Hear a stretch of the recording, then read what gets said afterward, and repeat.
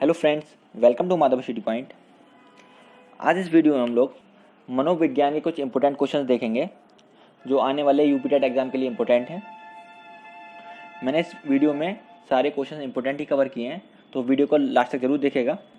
तो चलिए स्टार्ट करते हैं वीडियो को। पहला क्वेश्चन है, शिक्षा मनोविज्ञान वर्तमान में अपनी किस अवस्था में है?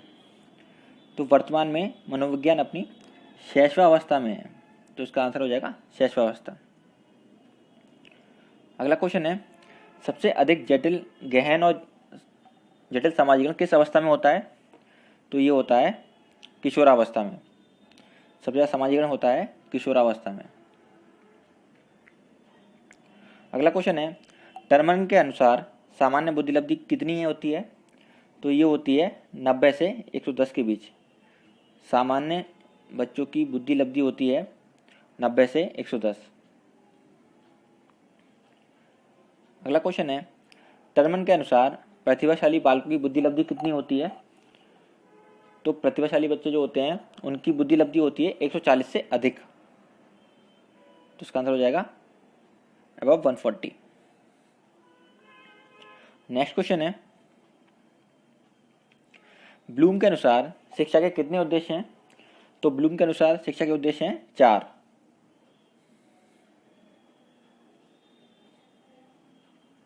अगला क्वेश्चन है, बुद्धि कार्य करने की एक विधि है, ये कथन है वुडवर्थ का। कभी कभी आ जाता है कि डेफिनेशन आ जाती है, तो पूछ लेते हैं कि किसने कहा है, ये डेफिनेशन किसने दी है? तो ये दी गई है वुडवर्थ द्वारा। बुद्धि कार्य करने की एक विधि है। अगला क्वेश्चन है, बुद्धि ज्ञान को अर्जन करने की एक क्षमता है, यह कथन किसका है? यह कथन है वुड्रो का। ये कई बार पूछा जा चुका है पहले एग्जाम्स में, तो इम्पोर्टेंट है ये भी। अगला क्वेश्चन है, सत्य या तथ्य के दृष्टिकोण से उत्तम प्रतिक्रियाओं की शक्ति ही बुद्धि है, यह कथन किसका है? यह कथन है थॉर्नडाइक का।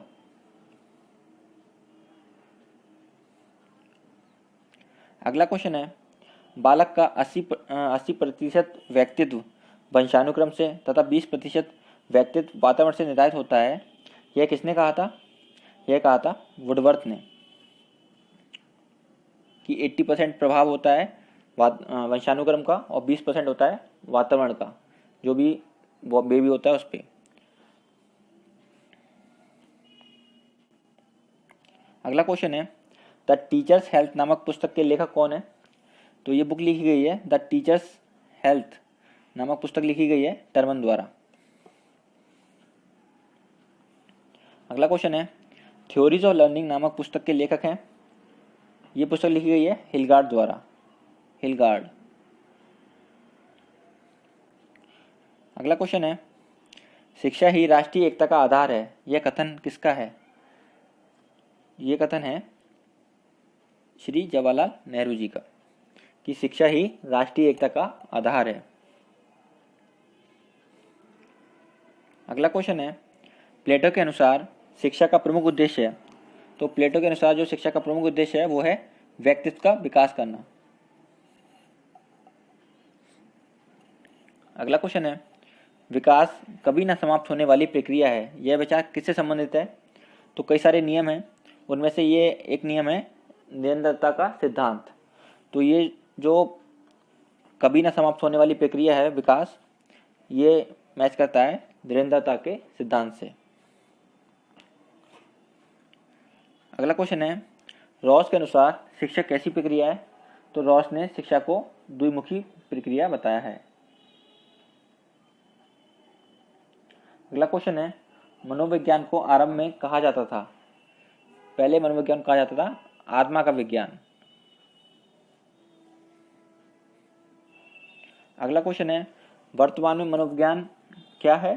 तो इस वक्त वर्तमान में है मनोविज्ञान व्यवहार का विज्ञान।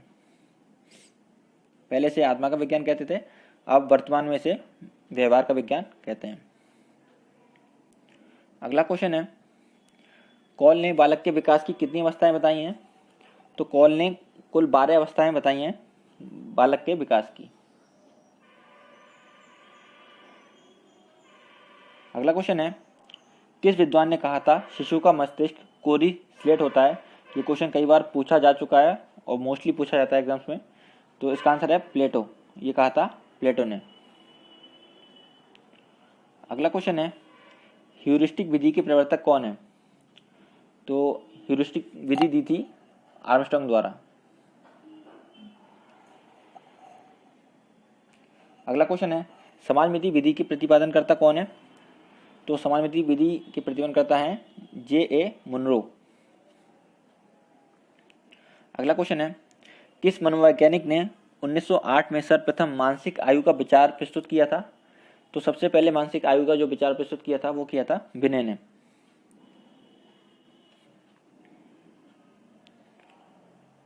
अगला क्वेश्चन है डाल्टन पद्धति के प्रतिपादक कौन है? तो डाल्टन पद्धति दी गई थी हेलेन पार्कस्ट द्वारा। हेलेन पार्कस्ट। ये क्वेश्चन पहले पूछा जा चुका है एग्जाम्स में, शायद शिक्षक भर्ती में आया था ये एग्जाम 68,500 में, तो इम्पोर्टेंट है ये क्वेश्चन भी। अगला क्वेश्चन है संज्ञानात्मक विकास की 4 अवस्थाएं का वर्णन किसने किया है? तो ये किया गया है जीन पियाजे द्वारा। इन्होंने संज्ञानात्मक विकास की 4 अवस्थाएं का वर्णन किया है। अगला क्वेश्चन है क्रिया प्रसूत अनुकूलन सिद्धांत किसके द्वारा दिया गया? तो ये दिया गया स्किनर द्वारा और उन्होंने प्रयोग किया था चूहे पर। दोनों चीज पूछ लेते हैं कि किसके द्वारा, ये नियम किसका है और ये प्रयोग किस पे किया था? तो प्रयोग किया था चूहे पर। अगला क्वेश्चन है अनुकरण का सिद्धांत किसने दिया? तो अनुकरण का सिद्धांत दिया गया था हेगाटी द्वारा और इन्होंने प्रयोग किया था बंदर पे, अनुकरण का सिद्धांत। अगला क्वेश्चन है कैटल का कल्चर फ्री टेस्ट किससे संबंधित है? तो ये संबंधित है बुद्धि परीक्षण से। कैटल का कल्चर फ्री टेस्ट संबंधित है बुद्धि परीक्षण से। अगला क्वेश्चन है बाल्यावस्था को जीवन का अनोखा काल किसने कहा है? तो बाल्यावस्था को जीवन का अनोखा काल कहा है कोल्वा ब्रूस ने। कोल्वा ब्रूस ने बाल्यावस्था को जीवन का अनोखा काल कहा है। इंपोर्टेंट है ये क्वेश्चन। अगला क्वेश्चन है टेट परीक्षण कब और किसके द्वारा किया गया? तो टेट परीक्षण किया गया था मरे तथा मॉर्गन द्वारा। मरे तथा मॉर्गन द्वारा किया गया था 1935 में। इंपोर्टेंट है दोनों, ये दोनों आ जाता है कि कब किया गया था और किसके द्वारा किया गया था। टेट की फुल फॉर्म होती है थीमेटिक एपर्सेप्शन टेस्ट। अगला क्वेश्चन है CAT परीक्षण कब और किसके द्वारा किया गया? तो CAT परीक्षण किया गया था लियोपोल्ड वेलक द्वारा। लियोपोल्ड वेलक द्वारा किया गया था सन 1948 में। इंपोर्टेंट है दोनों क्वेश्चन, कभी कभी पूछ लेते हैं कि टेट परीक्षण और कैट परीक्षण कब और किसके द्वारा किया गया।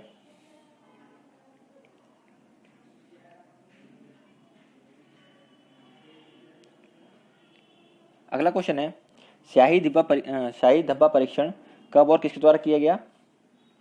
तो ये किया गया था हरमन रोशर द्वारा। हरमन रोशर द्वारा किया गया था 1921 में। सन 1921 में किया गया था शाही धब्बा परीक्षण। अगला क्वेश्चन है स्वयं केंद्रित अवस्था होती है?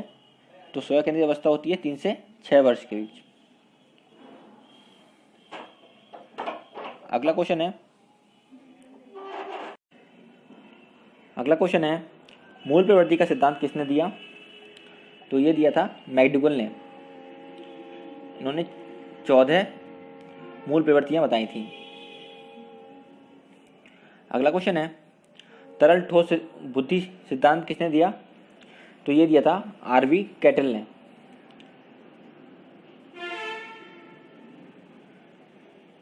अगला क्वेश्चन है बुद्धि का इकाई सिद्धांत किसके द्वारा दिया गया? तो ये दिया गया स्टर्न M जॉनसन द्वारा, बुद्धि का इकाई सिद्धांत। अगला क्वेश्चन है संज्ञानात्मक विकास का सिद्धांत किसने दिया? तो ये दिया था जीन पियाजे ने, संज्ञानात्मक विकास का सिद्धांत, जिसकी इन्होंने 4 अवस्थाएं बताई हुई थी। अगला क्वेश्चन है क्षेत्र अधिगम सिद्धांत किसने दिया? तो क्षेत्र अधिगम सिद्धांत दिया गया था लेविन द्वारा। अगला क्वेश्चन है शील गुण सिद्धांत किसने दिया? तो शील गुण सिद्धांत दिया था आलपोर्ट ने, शील गुण सिद्धांत दिया था आलपोर्ट ने। अगला क्वेश्चन है प्रोत्साहन सिद्धांत किसने दिया? तो ये दिया गया था बोल्स द्वारा, प्रोत्साहन सिद्धांत बोल्स द्वारा दिया गया। अगला क्वेश्चन है वंशानुक्रम का सिद्धांत किसने दिया? ये दिया गया था ग्रेगर जॉन मेंडल द्वारा, वंशानुक्रम का सिद्धांत। अगला क्वेश्चन है प्रबलन सिद्धांत का प्रतिपादनकर्ता कौन है? तो ये दिया गया था हल द्वारा। प्रबलन सिद्धांत, एक है पुनर्बलन सिद्धांत, ये है प्रबलन सिद्धांत। प्रबलन सिद्धांत दिया गया था हल द्वारा। अगला क्वेश्चन है एक कारक सिद्धांत किसने दिया? तो ये दिया था बिने ने, एक कारक सिद्धांत। अगला क्वेश्चन है द्विकारक सिद्धांत किसने दिया? द्विकारक सिद्धांत दिया गया था स्पीयरमैन द्वारा, स्पीयरमैन ने, द्विकारक सिद्धांत। अगला क्वेश्चन है त्रिकारक सिद्धांत किसने दिया? त्रिकारक सिद्धांत दिया गया था स्पीयरमैन द्वारा, त्रिकारक सिद्धांत। मैंने इस वीडियो में मोस्टली सारे इंपॉर्टेंट सिद्धांत जितने बनते हैं मैंने वो कवर कर लिए हैं। अगला क्वेश्चन है बहुकारक सिद्धांत किसने दिया? तो बहुकारक सिद्धांत दिया था थार्नडाइक ने, ये पहले आ चुका है क्वेश्चन। अगला क्वेश्चन है समूह कारक सिद्धांत किसने दिया? समूह कारक सिद्धांत दिया गया थर्स्टन द्वारा, थर्स्टन द्वारा। अगला क्वेश्चन है त्रिआयामी सिद्धांत किसने दिया? त्रिआयामी सिद्धांत दिया गया था गिलफोर्ड द्वारा, वो था त्रिकारक, यह है त्रिआयामी। अगला क्वेश्चन है प्रतिदर्श या सैंपल सिद्धांत किसने दिया था? ये दिया था थॉमसन द्वारा, प्रतिदर्श या सैंपल सिद्धांत थॉमसन द्वारा। अगला क्वेश्चन है स्मृति सीखी हुई वस्तु का सीधा उपयोग है, यह कथन किसका है? यह कथन है वुडवर्थ का।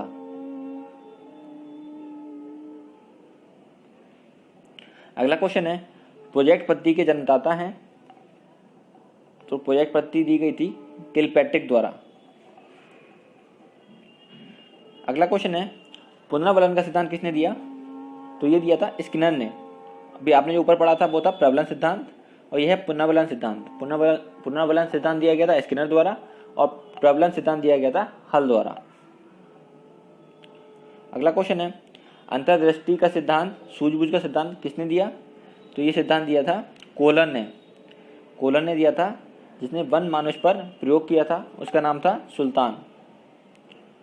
ये नाम जल्दी पूछ लिया जाता है कि उसका नाम क्या था जिस पर प्रयोग किया गया था, तो वन मानुष पर प्रयोग किया था, उसका नाम था सुल्तान और प्रयोग किया था कोलन ने। अगला क्वेश्चन है किस ग्रंथ में मानव विकास की 10 अवस्थाओं का वर्णन हुआ है? तो महाभारत में मानव अवस्था की 10 अवस्थाओं का वर्णन हुआ है। अगला क्वेश्चन है शिक्षा मनोविज्ञान की वस्तुनिष्ठ विधि कौन सी है? जो वस्तुनिष्ठ विधि है वो है साक्षात्कार विधि। अगला क्वेश्चन है वातावरण वह शक्ति है जो हमें प्रभावित करता है, यह कथन किसका है? तो यह कथन है रॉस का। अगला क्वेश्चन है व्यवहारवाद के जन्मदाता हैं? तो व्यवहारवाद के जन्मदाता कौन है? वो है वाटसन। अगला क्वेश्चन है संवेग व्यक्ति की उत्तेज दशा है, यह किसका कथन है? यह कथन है वुडवर्थ का। अगला क्वेश्चन है किस अधिगम वैज्ञानिक ने बाल अधिगम विकास में पुरस्कार को महत्व नहीं दिया? तो पुरस्कार को महत्व नहीं दिया था, वो दिया था गुथरी ने, पुरस्कार को महत्व नहीं दिया था। अगला क्वेश्चन है मैस्लो के अभिप्रेरणा सिद्धांत को क्या कहा जाता है? तो मैस्लो के अभिप्रेरणा सिद्धांत को कहा जाता है आवश्यकता का सिद्धांत। अगला क्वेश्चन है बुद्धि मापन के जन्मदाता हैं? तो ये हैं टर्मन, बुद्धि मापन के जन्मदाता टर्मन। इंपॉर्टेंट है क्वेश्चन। अगला क्वेश्चन है व्यक्तित्व का सामाजिक अधिगम सिद्धांत किसने दिया? तो ये दिया था बंदूरा और बाल्टन ने, बंदूरा और बाल्टन ने दिया था व्यक्तित्व का सामाजिक अधिगम सिद्धांत। इंपॉर्टेंट है, ये आ जाता है क्वेश्चन। अगला क्वेश्चन है बुद्धि का त्रिस्तरीय मॉडल किसने प्रस्तुत किया? तो ये दिया था कैरोल ने। बुद्धि का त्रिस्तरीय मॉडल कैरोल द्वारा दिया गया था। अगला क्वेश्चन है, प्रश्नोत्तर विधि के जनक कौन है? प्रश्नोत्तर विधि दी गई थी सुकरात द्वारा। अगला क्वेश्चन है, विकास के मनोसामाजिक सिद्धांत का प्रतिपादन किसने किया? तो ये किया था एरिक्सन ने। विकास के मनोसामाजिक सिद्धांत का प्रतिपादन किया था एरिक्सन ने।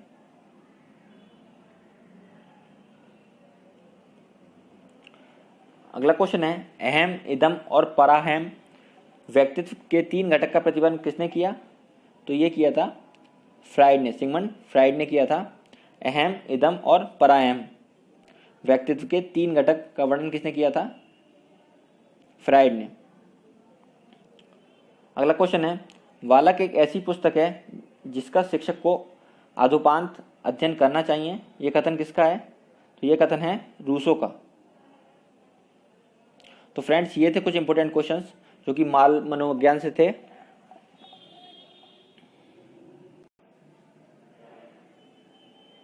Thank you for watching this video.